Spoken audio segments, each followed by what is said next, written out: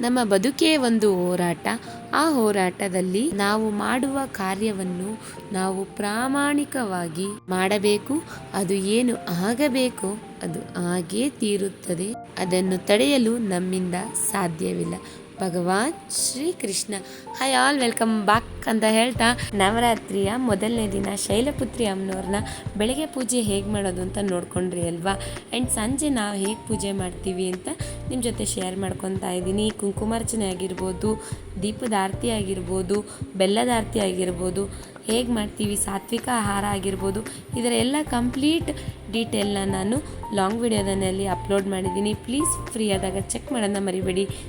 ನೀವೆಲ್ಲ ಹಬ್ಬನ ಹೇಗೆ ಮಾಡ್ತಾಯಿದ್ದೀರಾ ಅಂತ ಪ್ಲೀಸ್ ಕಮೆಂಟ್ ಸೆಕ್ಷನಲ್ಲಿ ಕಮೆಂಟ್ ಮಾಡೋದನ್ನ ಮರಿಬೇಡಿ. ಆ್ಯಂಡ್ ಇದಾಗಿತ್ತು ನಮ್ಮನೆಯ ಇವತ್ತಿನ ಮೊದಲನೇ ದಿನದ ನವರಾತ್ರಿ.